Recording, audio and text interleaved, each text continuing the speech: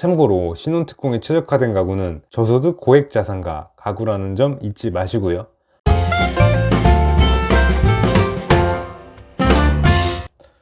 만리는 못 봐도 백리 앞은 보고 살자. 안녕하세요. 권선생의 명견 백리의 권선생입니다. 주택청약, 어떤 분께는 듣기만 해도 설레는 단어일 테고 어떤 분께는 막연한 남일일 거고요. 어떤 분께는 유일한 동화줄로 느껴지는 말이죠. 오늘은 주택청약이 어떻게 시작되어서 어떻게 변해왔는지를 살펴보고 710 부동산 대책으로 변한 청약제도에 대해 알아보겠습니다. 예전 기사긴 한데 청약제도가 흘러온 역사에 대해 잘 정리된 글이 있어서 공유드립니다. 기사 한 단락 읽고 가실게요. 목화 아파트를 필두로 1977년 공급된 여의도 아파트들은 어김없이 투기바람을 낳았다. 선착순 분양 방식을 주로 택하다 보니 야간 통행 금지가 해제되자마자 인파가 몰려들면서 접수 현장이 순식간에 아수라장으로 변하곤 했다. 1970년대 초까지만 해도 아파트의 인기가 높지 않아 선착순이나 번호표 추천만으로도 당첨자를 가리는데 무리가 없었다. 경기화란과 내 집 마련에 대한 수요 급증이 겹치면서 체계적인 제도를 도입할 필요성이 높아졌다.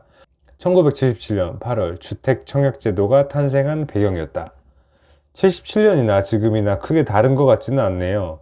서울 상위급지 아파트에 대한 열망은 근 43년이 지난 2020년에도 유효해요.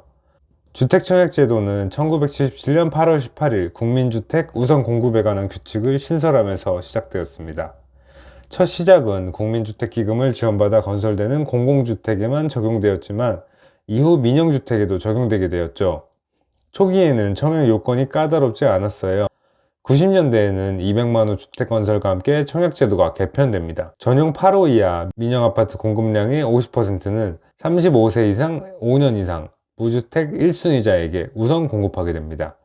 이때 지금도 익숙한 순위 개념이 들어옵니다. 정책에 따라 공급의 우선순위를 매기고요. 우선순위라고 판단한 계층에 아파트를 우선적으로 공급하는 거죠. 물론 당첨권 전매는 금지하고요. IMF 때 잠시 완화되었던 청약제도는 2000년대 들어 주택시장의 회복과 함께 다시 강화됩니다. 2002년에 투기과열지구 제도를 재도입하고 2003년 투기과열지구 내 전매 제한을 강화합니다. 2004년엔 전용 8호 이하 민간 아파트의 75%를 무주택 세대주에게 우선 공급토록 하고 이듬해에는 공공택지 내 전용 8호 이하 민간 아파트의 75%를 무주택 세대주에게 우선 공급하도록 확대합니다. 2007년 9월에는 실수요자 중심의 주택 공급을 위해 청약 가점제가 적용되기 시작합니다. 이는 무주택 기간, 부양 가족수, 입주자 저축 가입 기간을 점수하여 합산 점수, 총점 84점, 이 높은 순으로 입주자를 선정하는 제도인데요. 익숙한 제도이죠. 이후 09년 주택청약 종합저축 출시, 16년 일부 지역 전매 제한 강화 등 불황기에는 부양책을, 과열기에는 규제책을 내놓다가 여러분들께서 아시는 그 대책이 나오게 됩니다. 17년 파리 대책의 후속작으로 나온 대책이네요. 현 국토부 장관이신 그분 성함도 보이고요. 이때를 기점으로 청약 물량이 100% 가점이 되었습니다. 17년에 주택청약이 100% 가점제로 변하고 게임 참여자들의 행동이 달라지기 시작했어요. 30대가 부모님 자산을 얻고 대거 쏟아져 나왔습니다. 30대 입장에서 바뀐 청약제도를 보면 가점이 60점대는 되어야 주요 단지 청약이 되는데 나는 10점대네. 어라, 추천 물량도 없어. 근데 내가 새 들어 사는 집값은 슬금슬금 오르네. 청약 기다리려면 미니멈 10년인데 눈치 빠른 순으로 전셋집에서 튀어나와 매수를 때린 거죠. 이 세대는 금리가 계속 내려가던 시기에 직장 생활을 한지라 대출에도 익숙합니다. 이들은 영혼까지 끌어모아서 대출을 낸다는 소위 영끌을 통해 본인 자본 한도 내에서 가장 좋은 걸 샀습니다. 30대는 이렇게 청약제도의 변경과 함께 화려하게 주택시장에 등장합니다. 앞으로 청약은 더더욱 정부가 의도하는 방향대로 움직일 겁니다.